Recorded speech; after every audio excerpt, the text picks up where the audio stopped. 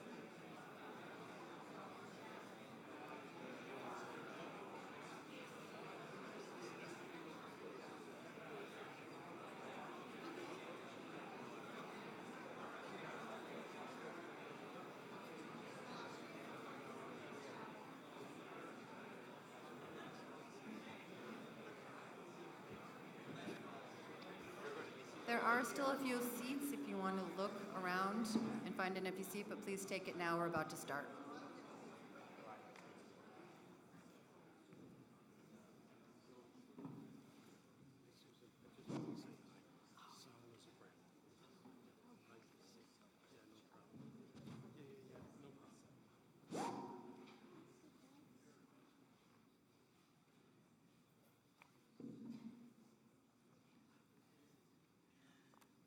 Good afternoon.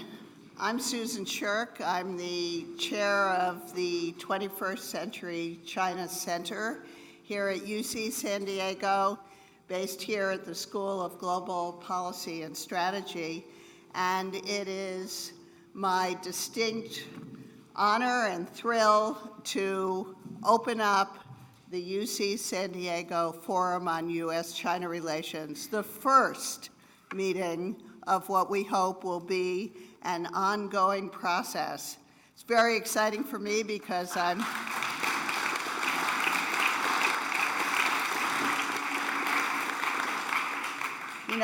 of us involved in the U.S.-China relationship are, of course, extremely worried about the sharp deterioration of relations, and we feel a sense of responsibility to try to figure out how to stabilize the relationship and put it on a positive footing for the future. Doesn't mean necessarily going back to the old way of doing things, so we really need to be creative and think out how do we move forward to prevent these two great countries from becoming enemies, decoupling their very intertwined economies and technological ecosystems, universities, societies, in a way that would be extremely wrenching and destructive to the interests not just of the Chinese people and the American people, but really all of humanity. So the stakes are very high, and that's why we have convened this forum that will be meeting all week here in La Jolla to discuss how we move forward. I want to thank the members of the China Leadership Board of the 21st Century China Center, and of course, the sponsors and contributors who have made this forum possible: East West Bank, Qualcomm, Coral Holdings, Legler Benbow Foundation, Asia Group Foundation, and individuals, especially Kurt Campbell, our wonderful co-chair, and others. And really, their support has made this forum possible. I've been so fortunate to co-chair this forum with Steve Hadley and Kurt Campbell, and the three of us have worked very hard to develop a program that will be productive and interesting for the 50-plus participants who are here to participate in the forum, mostly Americans, but with a number of influential and thoughtful friends from China as well. So at the end of the forum, we hope to have some important takeaways that we'll be able to share with you afterwards.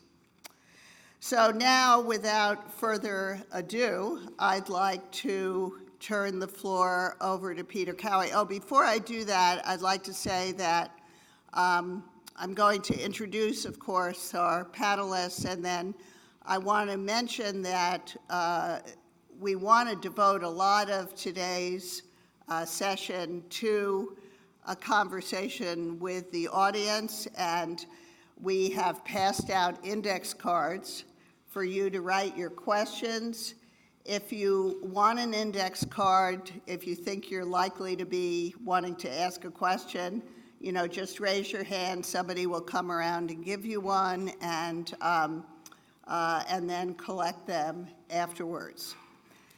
So we're very fortunate to have three individuals who have rich experience as diplomats working on U.S.-China relations. Tom Donilon, who is the National Security Advisor for President Barack Obama, and Ambassador Zhang Ping, who is the Consul General of the People's Republic of China in Los Angeles. Originally, Ambassador Cui Tiankai hoped to be here with us, but he had very pressing events in Washington that prevented him from doing that. And we're sorry not to have him here with us, but we're so pleased that Ambassador Zhang, who is a very experienced, authoritative Chinese diplomat with 10 years of experience working in the United States, is able to participate today. And then we have Steve Hadley, who is the National Security Advisor for President George W. Bush. So the topic is how to restore a new equilibrium, but we certainly hope they'll reflect on their experience and give us some wisdom for the future. We know they will. I'm going to now turn the moderation of the panel will be done by my wonderful colleague, Dean Peter Cowie of the School of Global Policy and Strategy. Thank you. I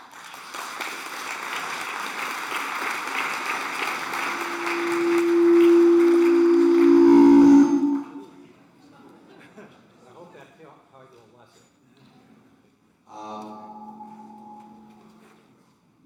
Seem to have a little bit of problem with sound moderation. How are we doing in the back with this level? Not quite. All right. All right. A little bit of an echo, but we can live with that. All right. Well, welcome to all of you. This forum and today's opening session really represents the best spirit of the American Research University. We can be a neutral, authoritative place for the meeting of great people to talk in the spirit of candor and respect about issues facing our society. And we know that the relationship between the U.S. and China has reached a moment of recalibration. And that recalibration requires a mixture of a resolve to speak frankly about the difficulties in the relationship, the discipline to listen carefully and patiently to each other, and the resolve to create a fruitful way of moving forward in a bilateral relationship that will, more than any other bilateral diplomatic relationship in the 21st century, shape the welfare of global society.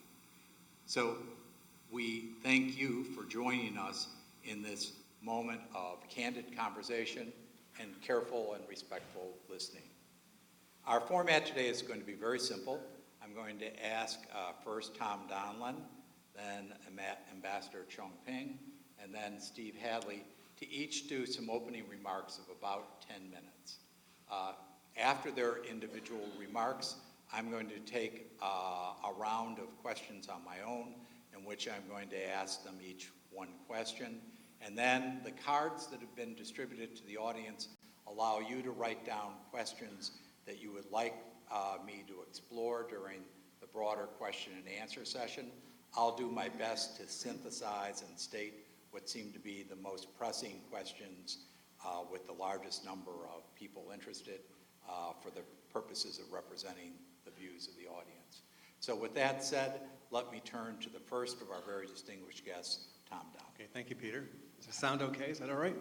Okay, here we go. Yeah, I think you said it absolutely correctly. There is no more important issue for diplomacy for the United States and China than trying to manage through the next period of the U.S.-China relationship. There just isn't a more important question. It's great to be here at San Diego, Peter and Susan. I also want to say, recognize Governor Brown, who's here as well, and we look forward to your participation in the conference as well, Governor.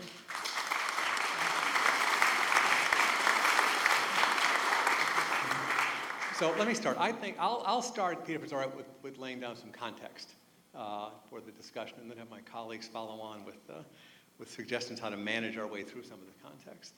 I think the first point is that U.S.-China relations have entered into a much more competitive phase, and we're in a period of really significant change in the relationship. And as a matter of fact, I'd argue that the relationship is going through the most significant change that it's gone through in the years since the establishment of formal relations between the United States and China in the late 1970s, and the opening up of the Chinese economy to the world in the late 70s and early 1980s. I put this proposition to good friends in China and the leadership, and I don't get much pushback on this. This is a really significant moment for U.S.-China relations.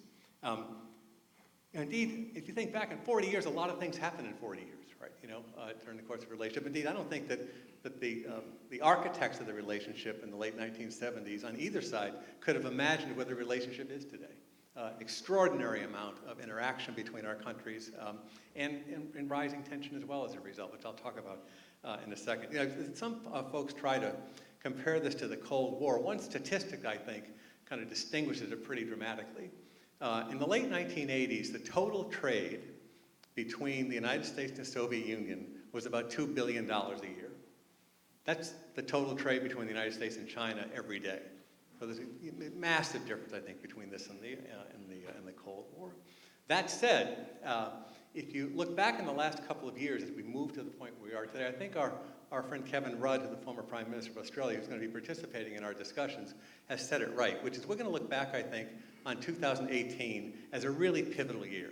I think it's the year where on both sides that the relationship moved from one that was predominantly one of strategic cooperation, and that had really been the thrust, really since Richard Nixon's foray to China in February of 1972. And it really has moved, I think, to be more dominated by, or primarily dominated by, strategic competition. And indeed, in some areas, I'd argue intense rivalry. I think this is part of an overall trend in the world, though, that goes we don't talk about a lot in the U.S.-China context, but it's a part of this. And that is that we really are at the end of an important era. We're at the end of the post-Cold War period. During the 25 years after the fall of the Soviet Union, fall of the Berlin Wall, we had a period where the United States was dominant and where the great powers were engaged in productive and constructive relationships principally. None of them regarded each other particularly as a military threat. And that's changed. That period of U.S. dominance in the global scene and the way that it was in that 25-year period, and the level of cooperation and constructive activities between the great powers and among the great powers, that period is over, I think. We're in a new era. And this is particularly the case in the U.S.-China relationship. So you ask why? What happened? What's happened in the last couple of years, maybe I'd argue the last 5 or 6 years, to push us to a period which is more contentious and a period of more competition? I think 3 or 4 things have happened. The first is it's natural. As China has risen in the world, as it's become more of a global impact in the world, it has come up against the other global power in the world, the United States. So it's natural that you'd have more points of competition. I think the second thing is that President Xi is a unique Chinese leader, and he has been more aggressive at home in terms of pursuing his goals, and he's been more aggressive abroad. There's no real doubt about that. We see it in a number of areas, right, with respect to Chinese foreign policy, the Belt and Road Initiative, the formation of the Asia Infrastructure Investment Bank. You see it in Chinese claims in the South China Sea. It's been a more aggressive foreign policy by President Xi. And I think in the United States is viewed as the period that was kind of characterized, at least, kind of colloquially, as the Deng Xiaoping bide your time, hide your capabilities period, is no longer the case with respect to with China. I think the third thing is this, is that the story that we told ourselves in the United States about China turned out not to be accurate. And that story was this, that as China became wealthier, that its political system would change. And it would look a lot more like a Western democracy in terms of political outlook and political practices. That has turned out not to be the case. China has gone on a distinct journey of its own in terms of management of its government and management of its society. Very different than what was projected. And I think so. There's the kind of there was a reaction to that, I think. And the last thing we can talk about is I think there has been a retreat by the United States in the world, which China has, I think, earlier than it thought it was going to be moving, has had to fill. The result has been really a rethink of U.S.-China relations in the United States. That rethink, by the way, is quite broad. It's not just the Trump administration. That rethink involves, it's bipartisan, it is across institutions, it involves the Congress, it involves the intelligence community, it involves the defense establishment, it involves NGOs, it involves the business community. Where there really is kind of a significant rethink of U.S.-China relations. So it's not just about the Trump administration. I think that's a mistake to think that it's solely about U.S. policy under the Trump administration. It's not. I also think, by the way, there's a rethink not just in the United States, but also in China, which we can talk about. I'd like to hear from the Consul General on this. The party leadership is meeting in the next couple of weeks, I think, and for their important summer meetings. And I would be pretty certain that the U.S.-China relations is high on the list of priorities that are being considered. The other point is it's just not about trade. Trade gets a lot of the publicity, obviously. It's been on the front pages of the newspaper for large part of the last year. It moves markets, as it did in the last week, especially. But it's not just about trade. This is a broader discussion, and the competition is broader. It includes geopolitical competition. It includes military affairs. It includes ideological issues as well. And it very importantly, I think, concerns technology and technology competition. Bottom line, I think, is that we're in a new era of U.S.-China relations. The contours of that era are not clear yet. The rules of the road are not clear yet at this point. They are in development. In my view, that it's going to take an extended period of time for this to develop, and we'll have a period of uncertainty and volatility in the relationship, perhaps for an extended period of time while we work through this new era of U.S.-China relations. I'll finish, Peter, if I might, just on a couple of points on trade and technology. On trade. As I said, this gets most of the attention in the press right now, the trade negotiations and the disputes between the United States and China over trade issues. By the way, this has been building for a long time. My judgment is that if Hillary Clinton had been elected president or Donald Trump was elected president, either we're going to have to deal with these trade issues, right? And in particular, President Trump focuses on the bilateral trade deficit. I think the more difficult issues, which are part of the negotiations, obviously, is the way China treats foreign companies in their activities in China. Additionally, trade gets so much attention because it really is at the center of Trump foreign policy. If you think about it, the United States today is in trade disputes, discussions, if you will, or in some places conflict, in almost every region of the world simultaneously. So trade really is at the core of U.S. foreign policy under Donald Trump. Now, Donald Trump is our first president who wasn't a politically elected leader or a military officer before becoming president. But that doesn't mean he hasn't had a public profile. It doesn't mean he hasn't had public views. And one of the things that he's been consistent on over the years is his critique of U.S. trade and the critique of the trade deals the United States has entered into. I think this will remain at the center of Trump foreign policy for the pendency of his presidency. We've had 12 rounds of negotiation. The last one, in my judgment, really kind of disassembled the arrangement that had been reached at the G20 meeting in Osaka a couple of weeks ago. At that meeting, President Xi and President Trump seemed to have agreed that there would be purchase of agricultural goods, there would be some pulling back on restrictions on Huawei, which is China's most important and largest telecommunications firm, and that there would be a truce in the application of tariffs. As a result of the last round of trade negotiations, seems to have collapsed, and you've had a lot of rapid succession steps taken by both sides. My bottom line on trade is that I think we're much less likely to reach a trade deal this year, one person's opinion, given the time, given the number of issues that are now on the table, given, I think, some issues around trust, and bottom line also, some of the difficulty of the issues that we face in these negotiations. And I think that you could have tariffs on most, if not all, of China imports into the United States for an extended period of time.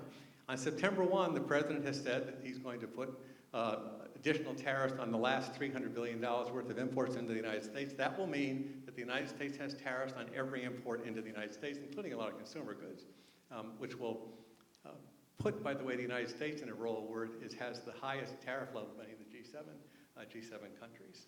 We'll have to see after the end of the year. 2020, a lot of things can happen in an election year with respect to policy. Last thing I'll say is on technology. So trade gets all the attention.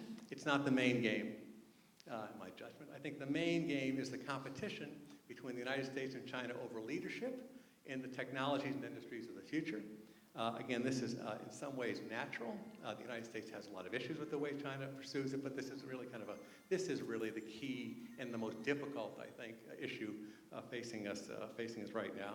The United States has never faced a competitor like China with respect to economic and trade and to technology. If you think about it, the United States, for a period of time in the late 50s and early 1960s, believed it had a competitor in the Soviet Union in space. And we had the so-called Sputnik moment, right, beginning in the late 1950s, coming into the 1960s. By the way, the United States should really kind of reflect on that period, because we're still living off a lot of the investments we made in that period when the United States invested heavily in its technology, research and development, education system. And I think it may be time for the United States to take another look at an effort like this. It really is a lot more about us than it is about the outside world, ultimately. We'll put that aside for the discussion, though. And you reflect on the fact that the United States has gotten tremendous security and prosperity benefits over being the technology leader in the world since 1945. And this is now at issue. So the United States has undertaken a broad effort to try to address issues in the technology area where it believes China is not behaving appropriately, and to protect the U.S. advantage. This is most directly seen in the case of Huawei, the company I mentioned, the largest technology or telecommunications company in China, where the United States has undertaken a global effort to try to stand in the way of Huawei becoming the key provider of 5G infrastructure around the world, kind of the next phase in connectivity, which is really going to be a revolution in technology. That effort has been uneven, but it's going to be broader than Huawei. It's interesting, as I said, there's a broad effort underway to protect U.S. technology. You see it, there's significant restrictions now on Chinese investment in the United States. There's going to be significant restrictions on U.S. technology leaving the United States, I think, in the next year or so. This, by the way, and I'll finish up on this, Peter, is a special challenge for universities, where we've had, for a long time, a pretty collaborative system with respect to the development of technology. I think that system's under pressure. It's under pressure for a number of reasons, including concerns in the United States about counterintelligence and intellectual property theft, but it puts universities in a difficult position, I think, and it puts companies in a difficult position. It's going to have to be addressed. All things point to a progressive decoupling in the technology area at this point, and that points to a broader deglobalization, and these are really important issues for us to address. So we're here at an important moment where a number of really key issues have been put on the table. I'm not sure that they have been fully thought through on either side, which makes this conference so timely. Thank you.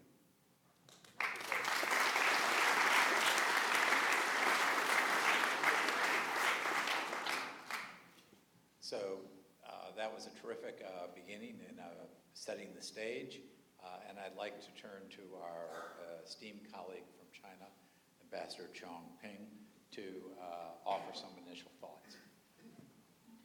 Thank you. Thank you very much, Mr. Dean. Honorable Mr. Donnie Long, Mr. Hartley. It gives me a great pleasure to join you in this panel discussion. I know together with many of our friends present in this audience, you have made great contribution to the China-US relations over the years. So thank you very much for what you have done. And first of all, greetings from Ambassador Choi, and I know he has many friends among the audience here. So I think at present, China's-US relationship is standing at a critical juncture. Amid the escalating trade disputes and tensions in other areas, where relationship is heading to is causing big concern among people both in China and United States. I know many people here in the audience also share the same concern and worry. We noticed that a big debate on US-China policy is going on in the United States among the academic and strategic circles. So I think it's most timely to have this kind of conference, and I hope that this forum will help to lead the general public to think deeply what kind of China-US relationship we need to shape for the future. I think I'm going to share a few points of my observation and thoughts on the current China-US relations. First, on China's development. The current US-China policy debate is very much focused on China's development or the rise of China. For some people in the United States, China's development is perceived as a threat, which is a challenge to the supremacy of the United States. Hence, in order to contain China, they think they can do anything or change any position, such as One China principle, which we consider as the cornerstone of the relationship. We believe this kind of antagonist approach is based on the ideological prejudice and zero-sum game mentality, which is very dangerous and should be discarded. I don't know whether they have ever thought about what kind of consequences it will bring about by doing such things like undermining the very foundation that the relationship is built on, or try to decouple the two countries' economies, or even advocating the so-called clash of civilization. The questions that pose to us are, what kind of future China-US relationship do we want? Do we really want to see China-US relations become more confrontational and locked into a kind of new Cold War? Or do we really want to let China-US relationship fall into what is called the Thucydides trap that we are trying to avoid? And I believe none of us want to see that happen. China is a country with nearly 1.4 billion people, so we have an inherent right of development. And we think our development is solely for the purpose of providing a better life for our people and achieving the rejuvenation of the Chinese nation. And we have said on many occasions that we have no intention to scramble for supremacy with the United States, nor do we want to overturn the current international order and system, where China is also an active participant, facilitator, as well as important contributor. However, we do have legitimate interests we need to defend. And China also made tremendous progress in the past 4 decades. And we have also found a viable road of development that fits our condition. We also have many favorable conditions for the future development. So no matter what happens, China's development will not stop, nor could it be stopped. Second, on the current trade friction, equal footing and mutual respect is needed. To exert maximum pressure will not work. As you know, the tariff measures right now has covered all the Chinese imports with the latest tariff measures imposed on the rest of 300 billion worth of Chinese imports. And the scale and intensity of such trade war is never seen in the history of world trade. Throughout the year-long process of trade negotiation, we have seen constant flip-flops, which dampened the hope of reaching agreement on the dispute. The most recent example is the bridge of consensus reached by the two countries' leaders at the summit meeting in Osaka. During the meeting in Osaka, the two leaders have agreed to restart trade consultation on the basis of equality and mutual respect, with no new tariff to be imposed by the US side. And after the conclusion of the latest round of consultations in Shanghai, the US side has also used the word constructive to describe this round of consultation. As tensions were subsiding and China was about to restart importing of US agricultural products, we saw the US side once again resort to the measure of trade bullying. So some people perhaps believe that by exerting maximum pressure, China will give in. As a matter of fact, this is counterproductive and it won't work. We have repeatedly stated that we don't want to fight a trade war. However, we are not afraid of it. If it becomes inevitable, we will fight to the end with firm resolve. We believe trade war is a double-edged sword. It makes no winner and cannot be won easily. Try to weaken Chinese economy will not make US economy stronger. It will also jeopardize the world economy as well. We believe all negotiations and consultations must be based on equality and mutual respect, and any agreement should be mutually accommodative and mutually beneficial. We hope with joint efforts we can put China-US trade disputes back to the right track of settlement. Third, on people-to-people exchange. We believe a good relationship is based on better understanding, friendship, and close contact between our two peoples. For years, the people-to-people connection between China and the United States remains strong. Take Southern California as an example. Last year, we have 1.2 million Chinese tourists visiting LA. And here in Southern California, we have more than 40,000 Chinese students studying in different universities. So this not only promotes a mutual understanding and friendship, but also contributes to the local economy and university development. However, some of the attempts to limit people-to-people exchanges based on national security reasons are disturbing.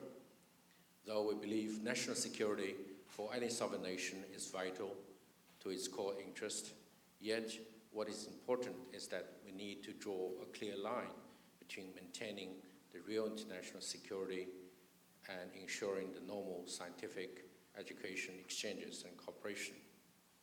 We should not generalize or politicize the concept of national security, let alone to set barriers to prevent science cooperation, which is beneficial to the progress of mankind, and educational exchanges, which is important to the future of our kids. Fourth, China-US relationship is and will remain one of the most important bilateral relationships in the world. China and US face many common challenges and share a broad range of common interests. There are many global and regional issues that require our two countries to cooperate. We need to continue the advanced development of this relationship, which is based on coordination, cooperation, and stability. We need to give up the zero-sum or winner-takes-all mentality to ensure that competition between our two countries is conducted in a benign way. We need to manage our differences by enhancing strategic dialogue for more strategic trust. And we can also strengthen our cooperation where we have common interests. So I hope this forum will help the general public to understand the importance of China-US relationship and come up with some positive views and ideas on its future development. And I look forward to joining in the discussion. Thank you very much.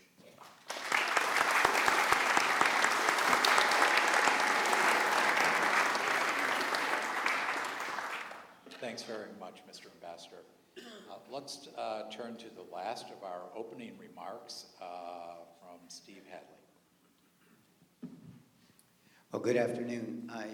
It's a pleasure to be with you this afternoon, and I want to congratulate the authorities here at UCSD for this conference. I think it's very timely and very useful, and it's, I think, a very important initiative. I want to talk a little bit about, excuse me, how we got where we are and how to get out of where we are.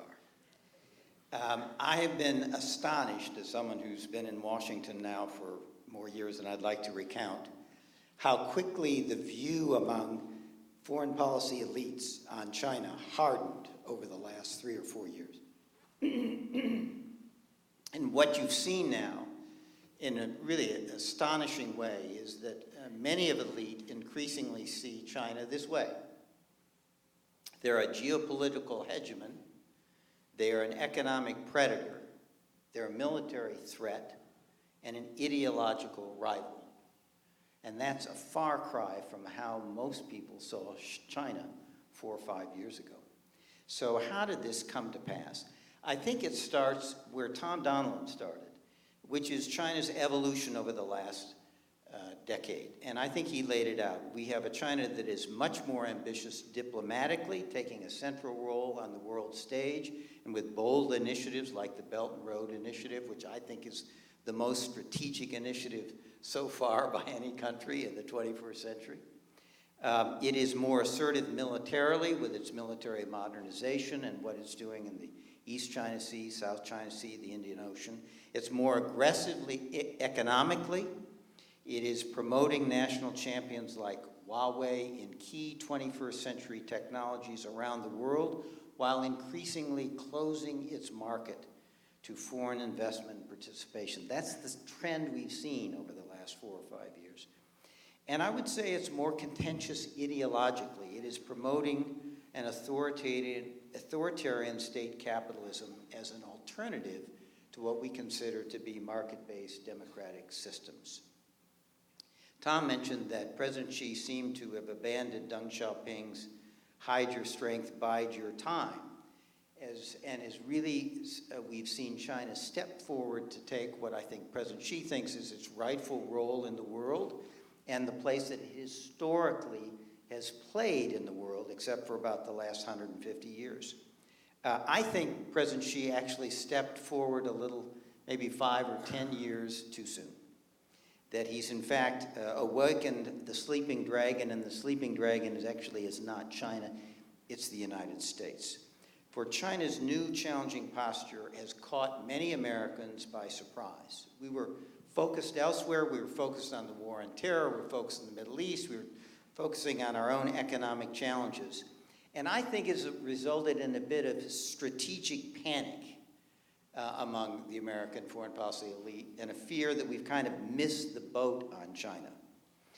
Yeah, I think on balance that strategic panic is probably a good thing, because it has forced elites and policymakers to focus on China, what China is up to, and ask the question of what are we going to do about it. I think we do not yet have a national policy or strategy on China. We have what one person called, we have an attitude towards China right now, which is you push back on China everywhere and every place. Unfortunately, I think this reaction has been seized on by some in China to argue, I think wrongly in my view, that the United States has a grand strategy with respect to China. It is to contain China, to constrain its economic growth, to limit its global influence, and to undermine its political system. And you see now people saying in China that the United States is somehow behind the popular unrest in Hong Kong, and it's aimed at China. I think that is not true at all, but I think that is one of the attitudes that we're seeing in China. So the attitudes have hardened on both sides, and I think that explains the current impasse, particularly on the U.S.-China trade negotiations. But I think that the American foreign policy elite and and policymakers are beginning to get their bearings a bit and to develop the outlines of the U.S. response to what China has been doing, and I think conferences like this will accelerate that process. I think that we are beginning to accept that there is a new era in U.S.-China relations, that it is going to be a much more competitive relationship than in the past. I think we're also beginning to accept that a lot of our problems today in the United States are of our own making. They're not China's fault, they're our fault. And to compete successfully with a more assertive China, we've got to get our own house in order. And this means our political system needs to work better to solve some of the long-standing socioeconomic problems that we've been talking about for over a decade, whether it's our broken immigration system, our need for entitlement reform, our need for better educational and healthcare systems. These are old issues, and we don't seem to be making progress on them. It means we need to invest in our physical infrastructure, our roads and our bridges, our digital infrastructure for broadband, high-speed internet and communications, and our human infrastructure, our secondary and primary schools, our community colleges, jobs training, skill training to equip young people for the jobs of the 21st century.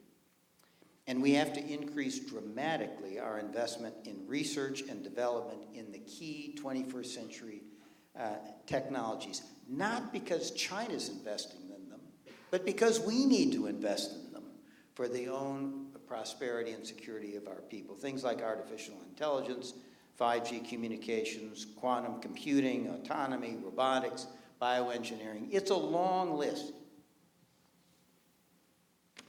Finally, it means we need to work with our friends and allies in meeting the challenge posed by China. That is a key element if we are going to manage the challenge that I think China represents. Now, having said all that, I think at the same time it's emerging that almost no one wants a China that is an American adversary, particularly not the American people. And you see that in the polling even today. There's little desire for a permanent confrontation, much less conflict with China. That would dismantle, if not destroy, the global economic system that has brought so much prosperity and progress to both of our countries and to the world.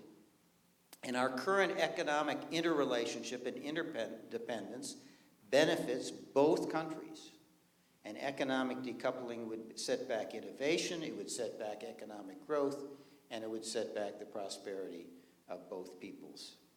And finally, our two nations must cooperate in meeting global challenges, and we all know the list. It's climate change, it's resource scarcity, it's health pandemics, it's terrorism, it's a long list. And neither nation is going to achieve its own objectives if we can't find a way to cooperate on those issues, whether it's the Chinese dream or the American dream. So the challenge, what's the challenge? The challenge is to be both strategic competitors and strategic cooperators at the same time. And to not let the strategic competition that we will face drive us into becoming adversaries or enemies. No one should want that. There are not a lot of historical precedents for managing this kind of relationship. I think where we need to start is what Tom hinted at. We need to develop rules of the road that will bound our competition and will put us on a level playing field, recognizing that it's not a zero-sum game, that we're not going to put each other out of business, nor should we try. And that we're going to compete, we're going to win some, we're going to lose some. China's going to win some, they're going to lose some. So we need a competitive coexistence framework for U.S.-China relations. Now, that term is not original with me. I heard it somewhere, I don't know where. It could have been from one of you in the audience. And if you identify yourself, I'm prepared to give you full credit for that phrase. But that's what we need. And at the same time, we need to strengthen our cooperation that can help lead the world in solving the global challenges that threaten all of us. So I think that is the way how we solve the problem of how we can be both strategic competitors and strategic cooperators at the same time. And I think the conference that we're going to have over the next 3 or 4 days will help define the way ahead within that framework. Thank you very much.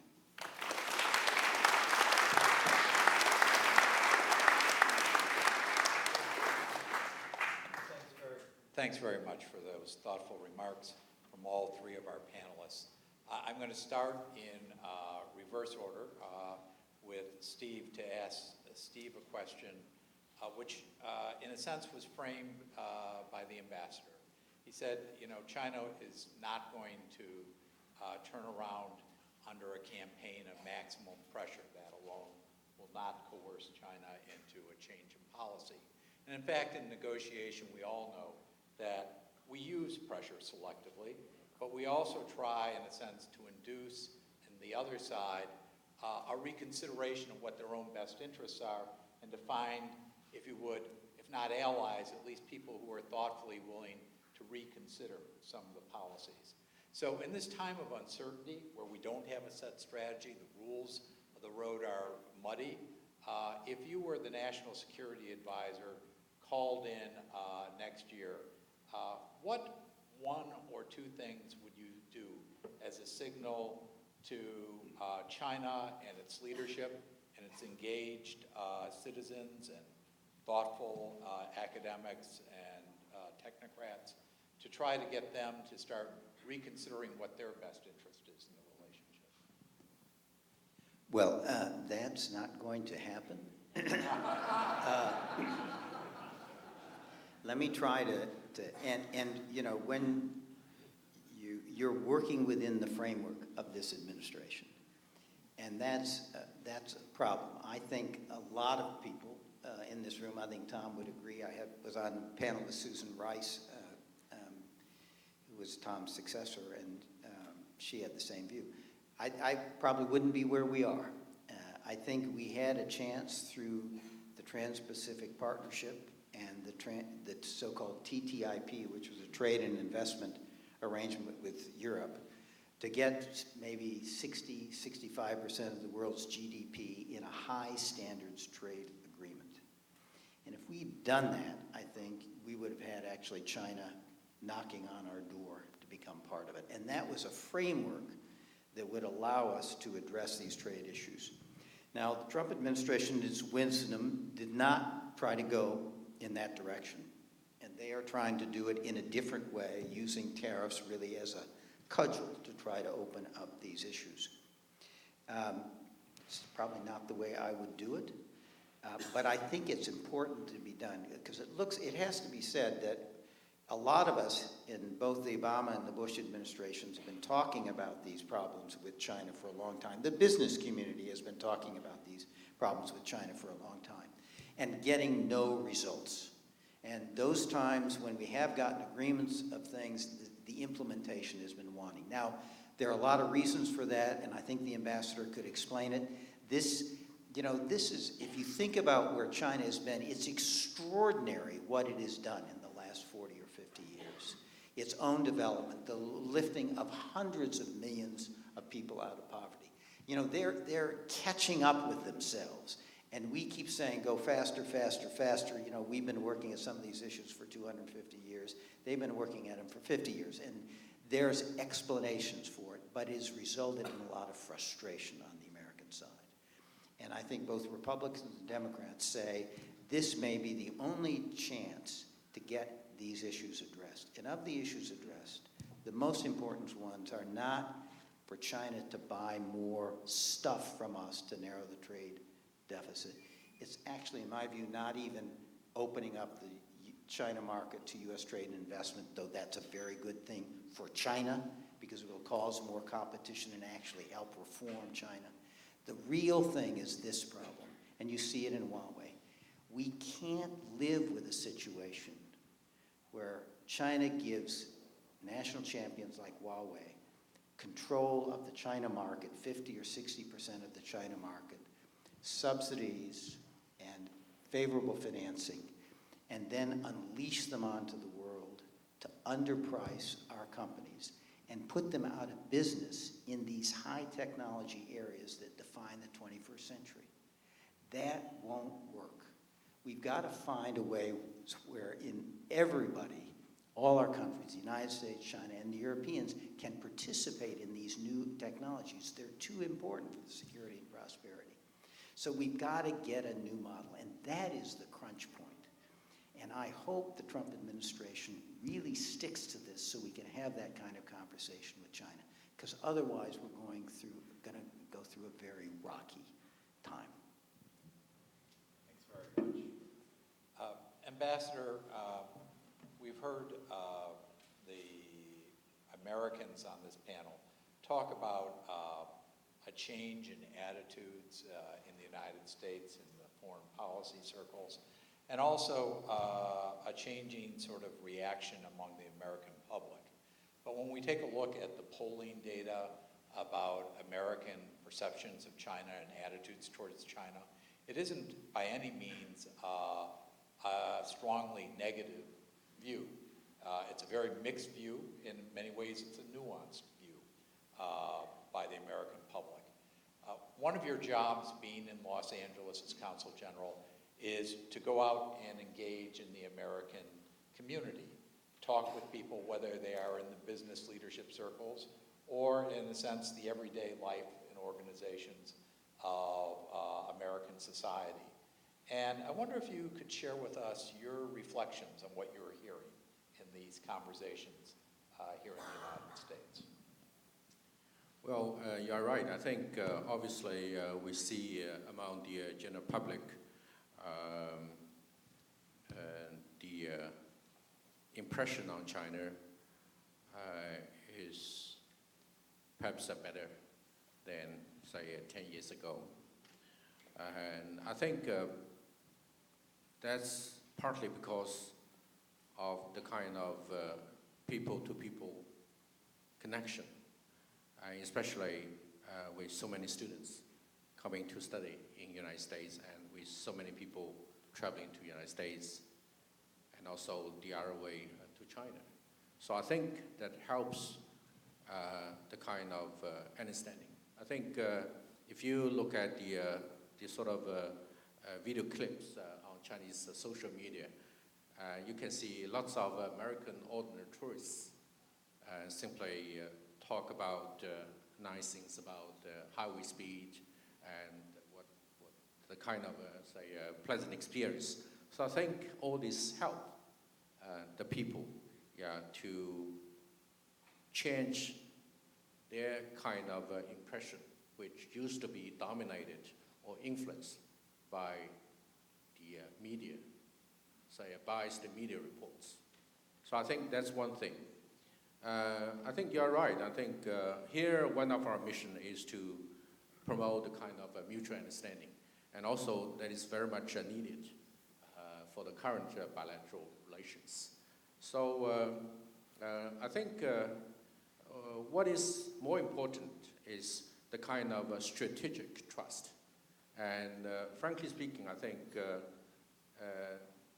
why, for instance, Mr. Hartley, when you were the National Security Advisor, or Mr. Donald, when you were the Security Advisor, National Security Advisor, I think we have lots of dialogue mechanisms, on strategic level, and which we think help a great deal, to first of all enhance the mutual understanding, and also helps to solve some of the outstanding issues.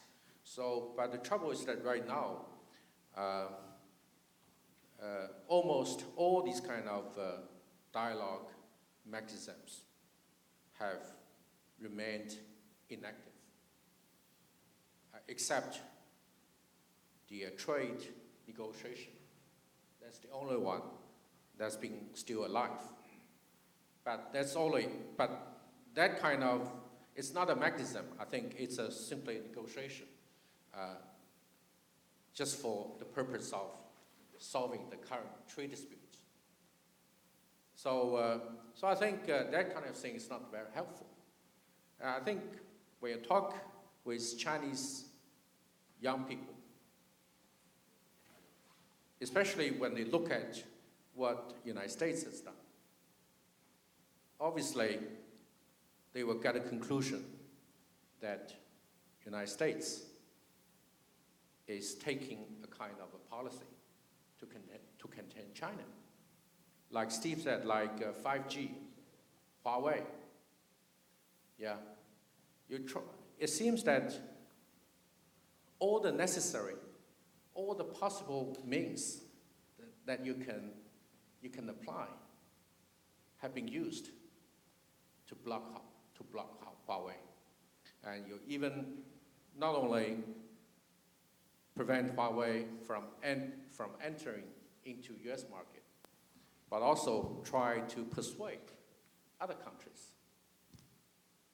Yeah, even not US allies, even the developing countries, third world countries, yeah, not to use Huawei equipment. So I think we simply can understand whether it is a containment or not a containment. So I think for many of our Chinese people, we simply cannot understand, I think, what's going on. And if you look at the many public statements by the senior officials of the United States. So that will easily give the kind of people a sort of impression that you have changed the policy on China, and it's simply because you want to prevent China from overtaking the United States. I think my understanding is that more or less the US foreign policy is very much focused on maintaining the US supremacy in the world. So I think that's the issue. Thank you. Well, I think that that's an honest statement of the strategic issue facing us today about how we frame what this dialogue is really about. And I want to follow up on the example of, given by the ambassador just now involving Huawei, but more broadly about the issue of this technological competition. We're sitting in one of the world's great research universities. We feel the stress and strains that are coming out of these tensions here. Certainly our labs are really a reflection of bringing together the United Nations of expertise from around the world. And the United States, in a way, is no longer capable of driving the world's R&D agenda on its own in a way that it might have in the 50s and 60s. It's now much more a global creation of knowledge. Really, Tom, in reading your work, I have gotten a sense that, in a way, it's a replay of some of the discussions we had about Japan in the 70s and 80s and early 90s, where there was a despair about the Japanese challenge to American technological leadership. And what we discovered in the end was that we had to heal ourselves, not just simply be in confrontation with Japan, although that confrontation was important on certain issues. I wonder if you could say a word about how you think we can really achieve technological innovation if, in fact, we head towards what you refer to as a growing technological separation. Because the two are at tension, and it goes very much to the heart of the future of the U.S.-China relationship. There's a lot there. Let me work through some of those things. First of all, I think, Steve, on the cooperative coexistence, I think that's a Campbell-Sullivan phrase in the latest foreign affairs piece. So we'll give credit where credit is due there on the phrase. Secondly, on Huawei negotiation. The Huawei situation, it's a complicated situation. Steve pointed to one of the most important principles at stake here, and that is reciprocity. I think, Steve, you were referring to reciprocity of treatment as between companies. In other words, having United States companies treated in the same way in their activities in China as they have the opportunity to participate in the United States, and that hasn't been the case. And that's what a lot of this is about. That was the subject of the bilateral trade investment treaty that was being negotiated up until the end of the Obama administration. And it was the subject of, as Steve said, the TPP, the Trans-Pacific Partnership negotiation and treaty, which would have addressed in a multilateral way a lot of these issues, I think. Maybe, and I think in a more effective way. It's not original with me, but it's been said that pulling out of the TPP may be the most significant mistake in Asia since Vietnam by the United States. So there are a lot of different ways to do this rather than the way we're doing it today, number one. Number two is, as you know, Peter, I've been very focused on the following proposition, that history shows us that the United States can undertake a series of steps and maybe affect the conduct of other countries somewhat, mostly at the margin. Countries are going to pursue their development, the development strategies and try to pursue their advantage, and that it would behoove us, and it has in the past, and we have some amnesia about this, right? It really has been much more effective for us to ask ourselves what we can do about meeting the technological challenges, and they involve all the things that Steve laid out. With respect to research and development, it is a broader research and development world. I mean, you're absolutely right about that. But the United States has been going in exactly the wrong direction. The current budget proposed to the Congress by the administration actually has research and development, R&D, basic research, right, is actually dropping in terms of percentage of GDP. And that should be reversed. We have a system in this country that's been developed over the last 7 years, which has been enormously effective, which is the triangular system of the United States government investing in basic R&D, not looking for an immediate return, having a spillover effect on the one point on the triangle, the other point on the triangle being the great research universities that can be kind of energized by the investments, and the other part of the triangle has been commercialization through our great companies. That has been a tremendously successful model for us, and we are not pursuing that model with the same vigor and focus on the key technologies and industries of the future that we have in the past. I think that is really an important part of this, and along with the other things that Steve mentioned, which is investment in education and infrastructure and human capital, a sensible immigration policy. You actually could get the top 5 Republican economists in the country and the top 5 Democratic economists in the country, and probably in 90 minutes come up with a sensible program, I think, for addressing what we should be doing to meet the challenge posed by China. Now, it doesn't mean that we shouldn't be engaging with China to press where we think things are unfair, where we have issues, where we have and real issues around reciprocity and the steps that they're taking, but it needs to be really kind of rooted, I think, in what we're doing, I think, as a country. That really is the lesson, I think, of the last 75 years. Now, 2 other quick points. On the point that the ambassador made about mechanisms, this is a really important point. A trade negotiation is not a strategic dialogue. Trade is not a comprehensive strategy for dealing with a relationship as complicated, complex, and important as the United States-China relationship. It's one piece of it, it's important, but it is not a strategic engagement.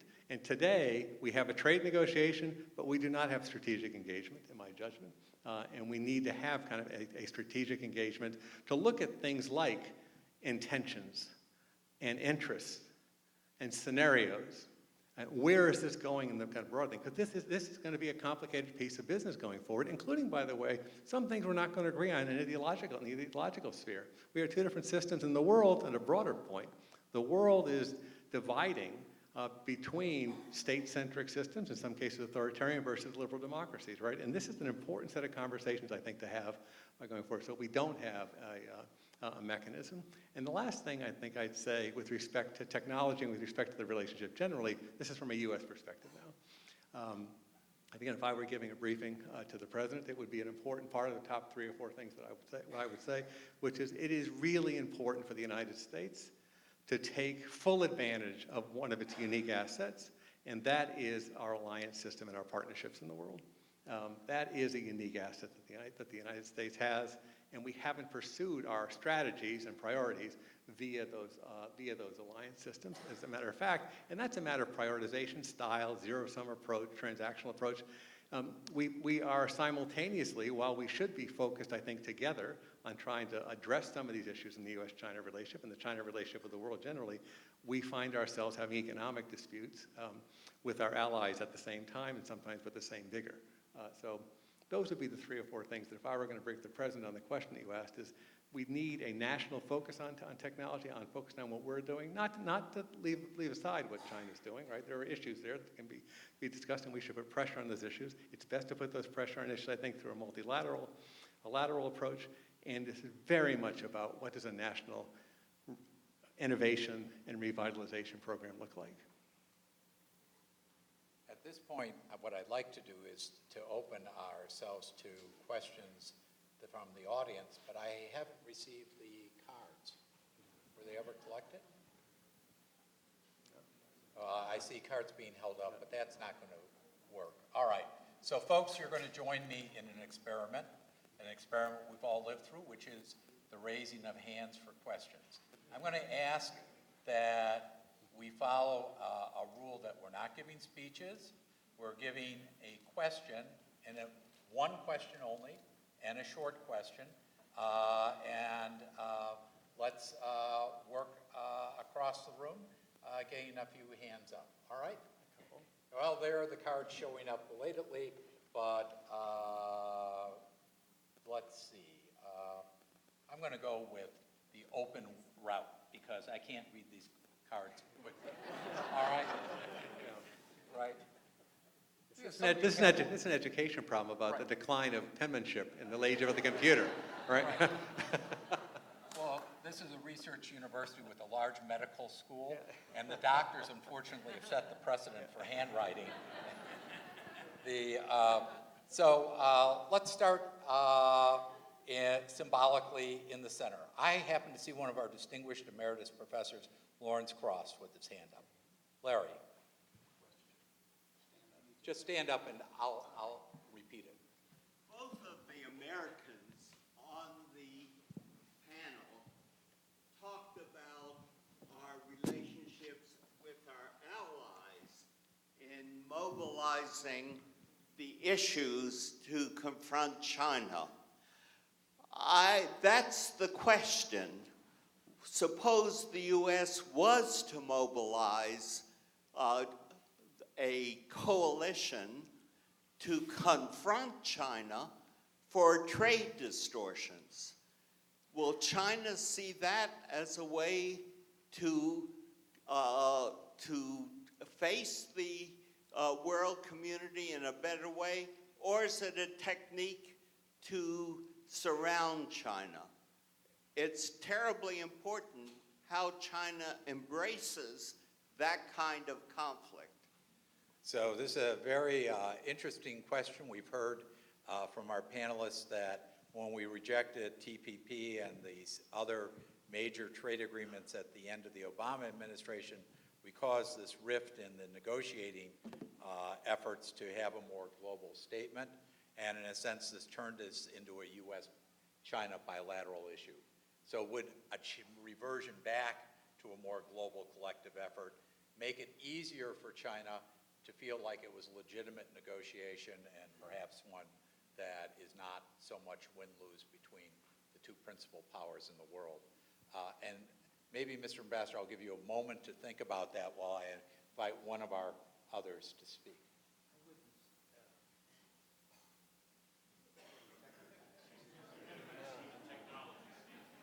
This is the kind of cooperation we need.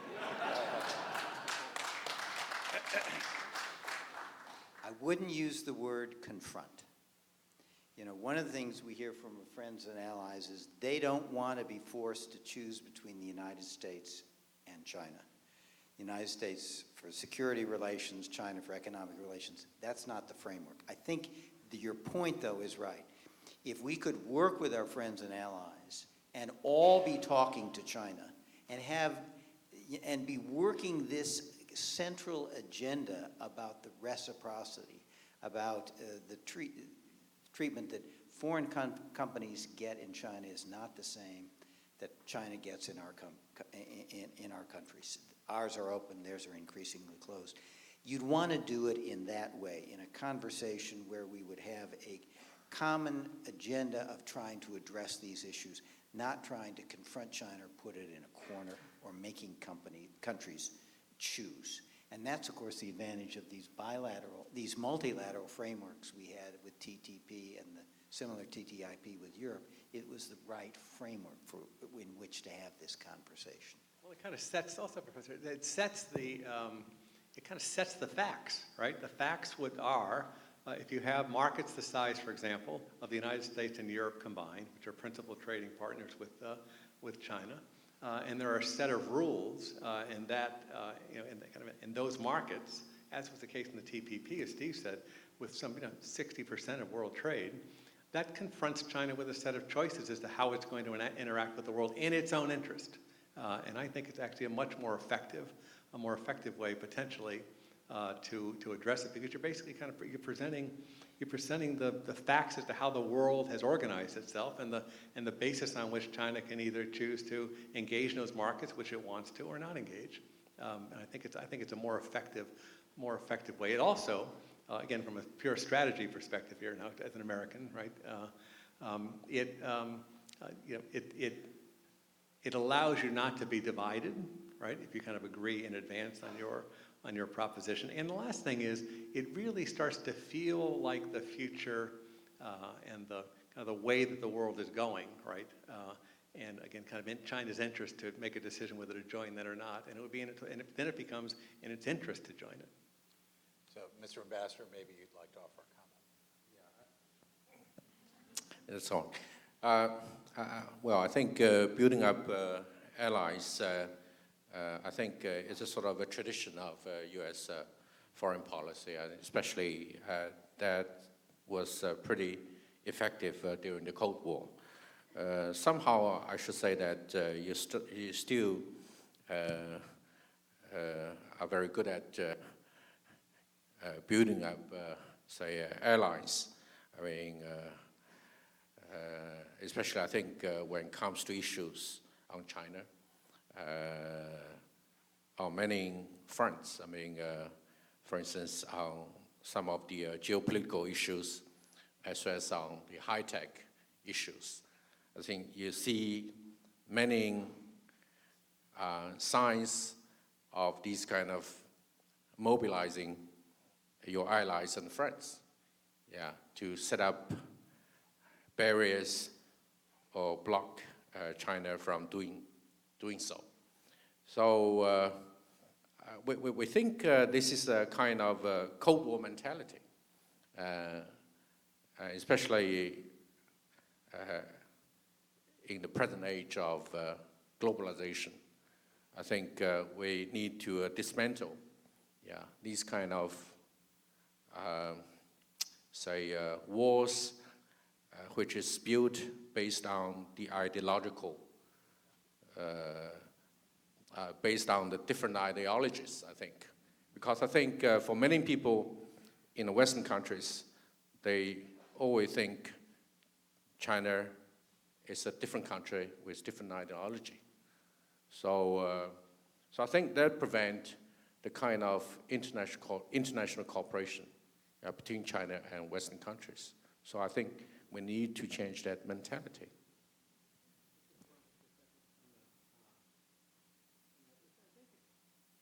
There we go.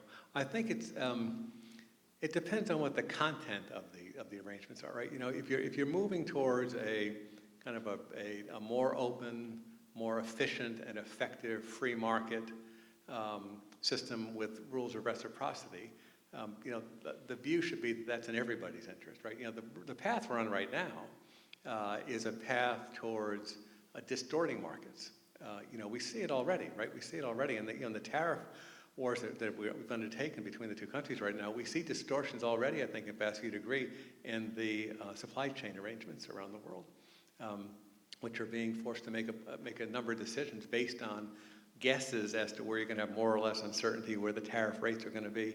And that's a distortive, I think that's distorting, and a better way would be to try to agree kind of more broadly on more open and fair and reciprocal approach. one way to do that is to get agreement among like-minded countries. I use that phrase in addition to allies. From over here? All right, right over there.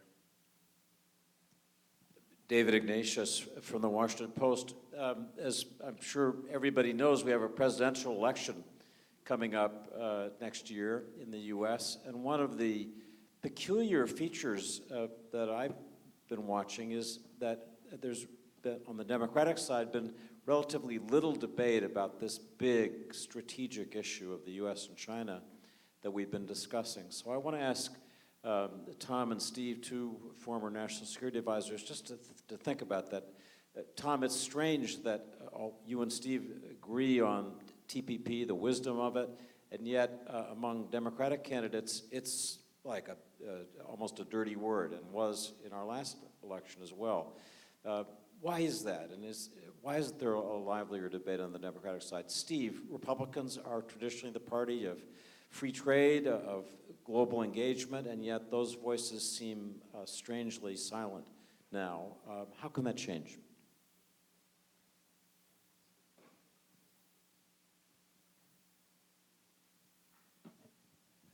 Well, I can't answer for the Democratic side. I will say something about that Madeleine Albright says. It's one of her great lines. She says, you know, the problem with, for most Americans, the problem with the word multilateralism is that it has too many syllables and it ends with an ism.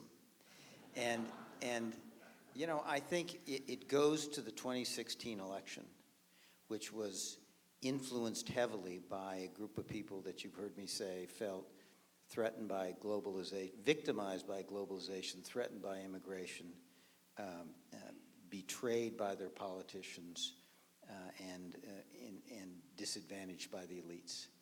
And they took that out, in some sense, against multilateralism. They took it out against trade agreements. And that election, I think, brought to the attention of Washington-based elites real pain in the country that was not being addressed by our political system. And I don't think you're going to get the American people back to the notion that the United States needs to be engaged in the world. We need to be engaged with others in building these kinds of institutions until our political system and our economic system addresses these underlying grievances that I think are a reason why Donald Trump got elected, and they're not just in the United States, they explain Brexit, they explain the rise of the extremist parties. That issue needs to be addressed, and it's the hostility, I think in some sense wrongly, that people have visited upon the trade agreements that has turned the Republican Party away from free trade, because it's lost a good chunk of its base over that issue. I think if you look at actually the polling data is different. You know, the polling data shows that the most Americans understand and support engagement in the world, and most Americans understand and support engagement with allies and support generally free trade.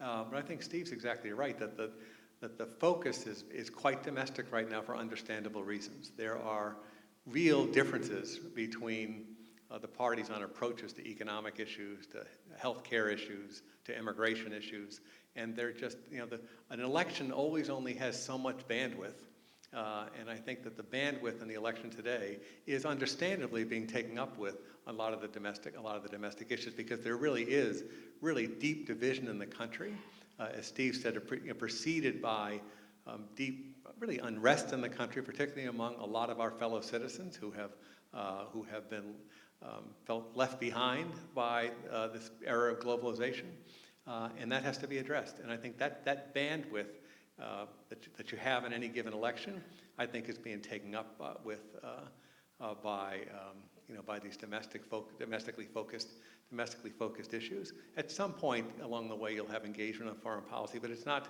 And there is some engagement, which is how the United States and its president presents itself to the world. I think that has been a point of discussion. I think you'll see more of that from the Democratic side. But we're going to be domestically focused, I think, for for a period of time. You know, Vice President Biden did give a foreign policy speech about 3 or 4 weeks ago, but the focus is going to be on the domestic challenges, I think, for a while now, given the bandwidth issues. In reading the cards, I want to come to a final question, trying to synthesize a number of specific points raised in the cards. And if I could phrase it this way to all three of you, the relationship between the U.S. and China developed not always in perfect harmony, but in a progressive way over time. There were thoughts of rules of the road and some expectations. And that relationship had some boundaries that were set not just by diplomacy, but by the expectation of how each country worked. So, for example, other countries thought that the U.S. commitment to alliances and to the international institutions that we championed after the Second World War were sort of fundamental benchmarks for American foreign policy. We might not always stick to them, but that was more or less an anchor that was predictable. We thought in the United States that the major economic reforms that had taken place in China had led to a country that was more understandable to us, at least as an economy and a society of entrepreneurship worked, than the traditional Soviet Union was during the Cold War. And there was some assumption that that would lead to political and legal change in China. I don't know that most people thought that China would become a democracy, but it would be a more recognizable system, and that sort of created expectations about China's behavior in the world. On both sides now, those assumptions are in doubt. What does that mean for the relationship between the two countries and how we sort out the rules of the world? Can I start with you, Steve? Yeah, I think what explains where we are is, in some sense,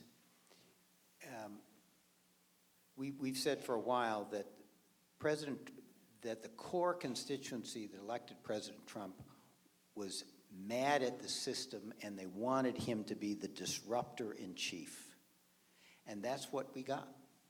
He has reset the table on so many issues. What we, I think, are only beginning to realize that President Xi is a disruptor in chief. We've talked about a very different sense of what China's role should be in the world. His increasing consolidation of his own control, getting rid of the term limits and the sort of normal form of succession, emphasizing the party, inserting the party down to very local levels in the social, economic, and political world. President Xi is also a disruptor. And so you have these two important countries, both going through a period of disruption and change. And that makes managing the relationship difficult. And it requires us to have the strategic dialogue Tom talked about, to watch out for flashpoints, and there's one right now going on in Hong Kong that can really set back the election and have echoes into Taiwan, which is the one issue that really can blow up U.S.-China relations. So it requires a strategic dialogue. It requires avoiding these potential flashpoints, and it requires some time and patience, because both systems are settling out, and we need to sort of find a way forward in a setting where there's really disruption going on in both societies. That would be my take.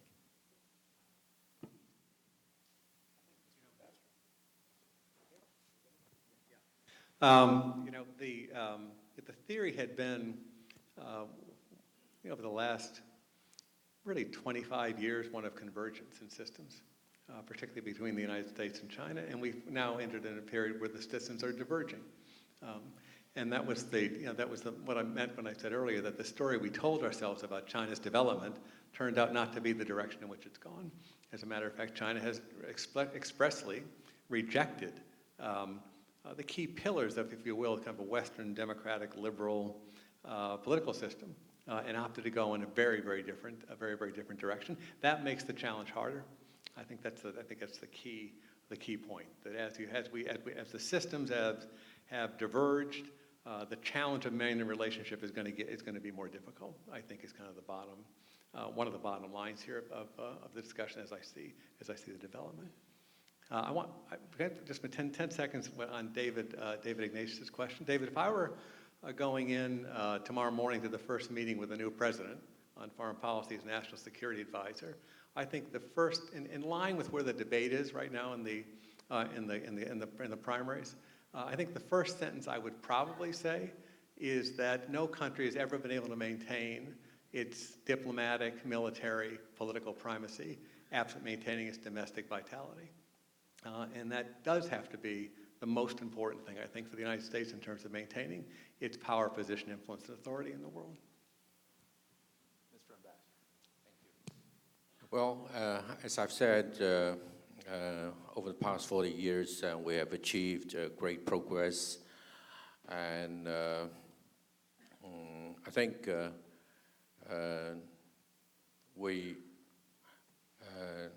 the important thing is that we have found a road path which is suitable for our own, say, national conditions. So I believe China's development will continue, and I think that will play a very constructive role to the peace and prosperity of the world. I think President Xi, he's a great leader with great vision and also of a strong leadership. I think he also made it clear that he wants to achieve the goal of realizing the rejuvenation of the Chinese nation. I think, so I think he's going to lead a country and lead a party. And I think we have, and he also made it clear that China will take a different path. So different in a way that, so China will take what we call the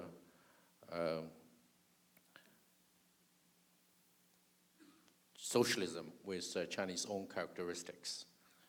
So I think the Chinese development will go along that line. And so I think whatever happened, we will simply focus on doing our things better. And we think that we can work together with other countries. And I think that provides a ground for a better relationship between China and the United States. That's what I hope. Well, thank you for that. I want to thank all of you for joining us today.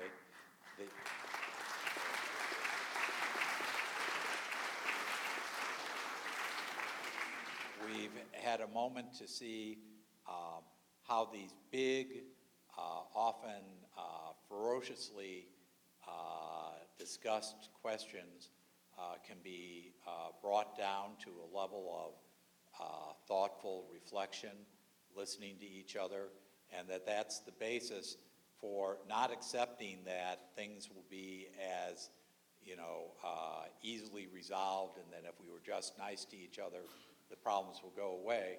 These are real issues, but they're real issues that are within two societies that are defining the future of the world, and those issues, we have an obligation in the United States and China as a rising, powerful country to be honest with ourselves about. And I can say on behalf of the University of California, San Diego, our 21st Century China program, and all that we do here, that we believe that the universities in China and the United States have a special obligation to be beacons of exploration of the facts, of bringing together of our best young people to allow them to know each other, as the ambassador said, in a people-to-people way, but to create together, because that creativity will redefine the facts on the ground for both of our societies in the long term. And that is the true hope and the true ambition of our universities together. So I hope that you'll all join us as we progress in this era of discovery, of new possibilities, and of hard realities. Thanks for being with us today, and most thanks to our extraordinary panel.